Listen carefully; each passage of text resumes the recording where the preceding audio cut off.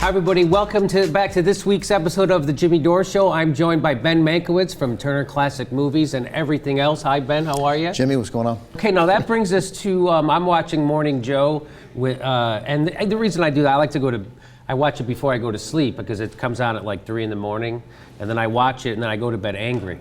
So I'm watching it. You and your wife always have that vow, we will always go to bed angry? Yeah. Yes, it really keeps it fresh, right? So what they're talking about is the drone strikes, right? So now what we used to, just very quickly, what America used to do with foreign policy and getting bad guys is that they would use intelligence, figure out where the terrorists were. They would send in special ops guys, grab them, take them back to a site, interrogate them, torture them, and then go get some information and try to stop the next terrorist attack. Well, that's not what we do anymore. What we do now is we just have drones, right? We just have drones that blows up anything within a half mile of the target, right? Well, another word for drone, I believe, is giant bomb. Yes. Like drone is already like a pleasant way to put it. Like we're talking about the plane. Yes. Like that's the plane. Yes. It's not the drone is not the issue. It's what comes out of the drone. Comes out of the drone, which is a bomb. Which is a bomb. Which is a bomb that blows everything up. Yeah. Okay. So here's Joe Klein talking on Morning Joe about the drone warfare, and this segment is remarkable for two reasons. One, Joe Scarborough gets something right. He's totally on the right side of this issue. And Joe Klein reveals himself for a craven sociopath. Not exaggerating. Here we go. It's remarkable. The fact that over the past 8 years, over George W. Bush's 8 years, when a lot of people brought up some legitimate questions regarding international law, my God, those lines have been completely eradicated by a drone policy that says if you're between 17 and 30 and you're within a half mile of a suspect, we can blow you up, and that's exactly what's happening. Hey, Joe, trust me, I know.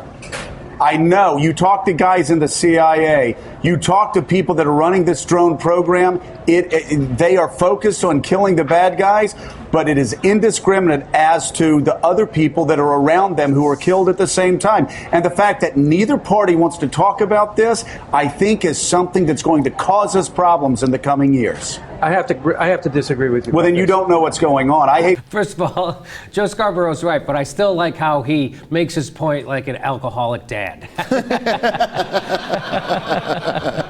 He's like, well, I disagree. Well, then you're wrong.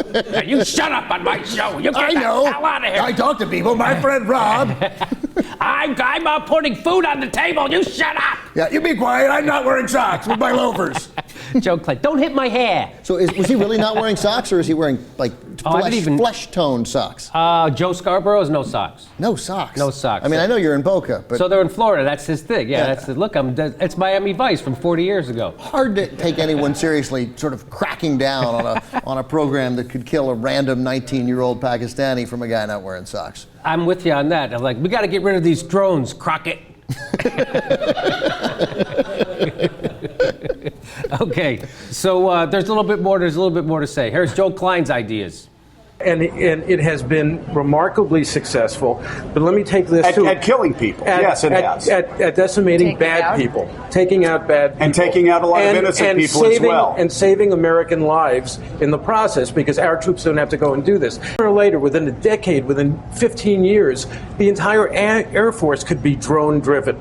You don't need pilots anymore because you do it with a joystick in California. Isn't that great? In Joe Klein's world, there couldn't be anything better than killing people you don't actually have to see, right? It's like now we could just kill people sitting in my mom's basement eating Captain Crunch in my underwear.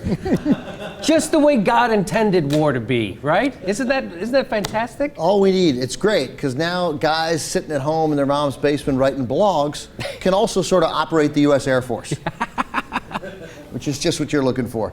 Yeah, man, that doesn't... Again, I don't think Joe Klein is getting he's certainly not seeing a big picture in this at all. I can just hear Joe Klein's mom yelling down the steps to him, "What are you doing?" "I'm trying to wipe out an entire village of Pakistanis to get maybe this one Al-Qaeda guy. Now, would you get me some snacks?" "Mom, I'm killing people in the Pashtun province." "This is a job." Okay. All right, so he's got a little bit more to say. I hate to sound like a code pink guy here. I'm telling you, this is causing this, quote, collateral damage that seems so clean with a joystick from California. This is going to cause the U.S. problems in the future. If it is misused, and there is a really major possibility of abuse if you have the wrong people running the government.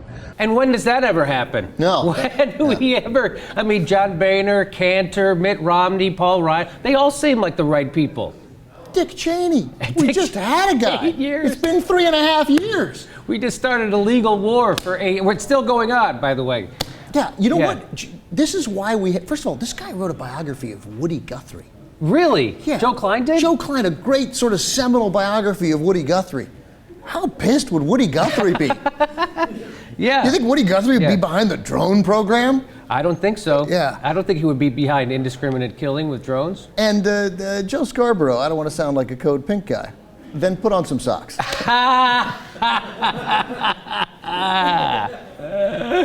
Yeah, I like how Joe, his common sense assessment of how collateral damage works makes him sound like a code pink guy.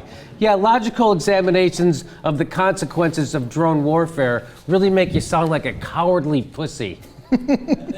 He's got some more to say, though. But the bottom line in the end is whose 4-year-old gets killed.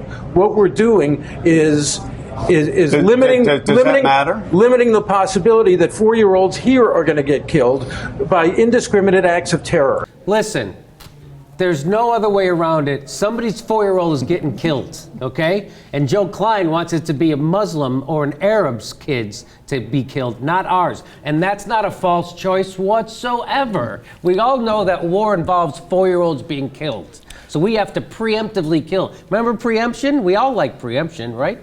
Yeah, I like the beginning of the argument because it is, all right, look, you and I are having an argument. Let's start with neither of us would like a 4-year-old to be killed. Except then right away we're like, okay, clearly that's out.